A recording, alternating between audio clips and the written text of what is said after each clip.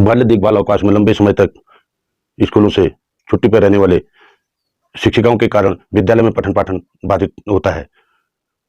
इस कमी को दूर करने के लिए उत्तराखंड के शिक्षा मंत्री डॉक्टर धन सिंह रावत ने एक नई पहल शुरू की है। केंद्रीय विद्यालय के तर्ज पर अब राज्य के इंटर कॉलेजों के प्रधानाचार्य भी अतिथि शिक्षकों को नियुक्त कर सकेंगे। इसके लिए शिक्षा मंत्री ने विभागीय अधिकारियों को शिक्षा विभाग में अतिथि शिक्षकों का एक पूल बनाने का प्रस्ताव रखा है। आपको पता होगा कि शिक्षा विभाग में काफ़ी संख्या में शिक्षिकाएं कार्यरत हैं, जिस कारण उनको मातृत्व अवकाश और बाल्य देखभाल अवकाश दिया जाता है। शिक्षिकाओं को दिए जाने वाले लंबे अवकाशों में एक तो मातृत्व अवकाश है, जो शिशु के पैदा होने से पूर्व 6 महीने पूर्व से वो इसका लाभ ले सकते हैं। दूसरा, 2 बच्चों तक 2 साल का उनको चाइल्ड केयर लीव मिलता है, अर्थात 18 वर्ष की आयु तक 2 बच्चों के देखभाल के लिए उनको पूरे सेवा काल में 2 वर्ष का चाइल्ड केयर लीव दिया जाता है। अगर एक शिक्षिका किसी विद्यालय में चाइल्ड केयर लीव पर जाती है, वो कम से कम 3 महीना 6 महीना अगर चाइल्ड केयर लीव में जाती है, तो जिस सब्जेक्ट को, जिस विषय को वो अध्यापिका पढ़ाती है, जाहिर सी बात है कि उस सब्जेक्ट की पढ़ाई बाधित होती है।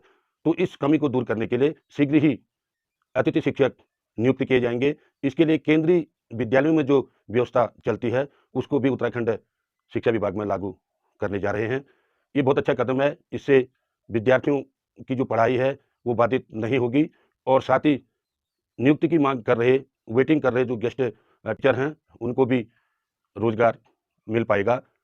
बाल्य देखभाल अवकाश के कारण प्रदेश में सैकड़ों जो शिक्षिकाएं हैं, एक शिक्षा सत्र में वो अवकाश पर चले जाते हैं, जिससे उस विद्यालय की जो व्यवस्था है, पठन पाठन की व्यवस्था है, वो बाधित हो जाती है।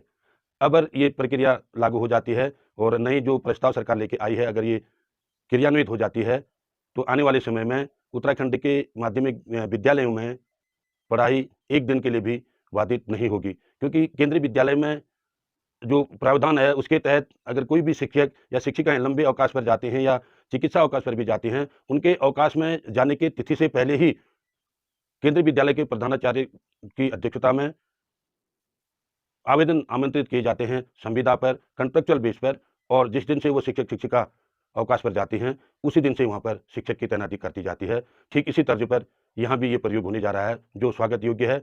और हम लगातार देख रहे हैं कि जब से डॉक्टर धन सिंह रावत जी ने शिक्षा विभाग के मंत्री के पद में शपथ ली है, तब से वो इस विभाग की विभिन्न समस्याओं को हल करने के लिए और शिक्षा विभाग की जो समस्याएं उनको शीघ्र निस्तारण के लिए और शिक्षा व्यवस्था को पटरी पर लाने के लिए दिन रात काम कर रहे हैं। उनका ये प्रयास स्वागत योग्य है। और साथ ही उन्होंने ट्रांसफर एक्ट को भी और अधिक पारदर्शी बनाने की पहल की है। इसके लिए उन्होंने हरियाणा और केंद्रीय विद्यालयों की तर्ज पर उत्तराखंड में भी ट्रांसफर नीति का अध्ययन करने के लिए 2 सदस्यीय कमेटी का गठन किया है, जिसमें डॉक्टर मेहरबान सिंह बिष्ट और जगमोहन सोनी को कमेटी का मेंबर नियुक्त किया गया है, जो जल्द ही केंद्रीय विद्यालय और हरियाणा राज्य की ट्रांसफर व्यवस्था का अध्ययन करके उत्तराखंड में उसके क्रियान्वयन के लिए सरकार को प्रस्ताव भेजेंगी।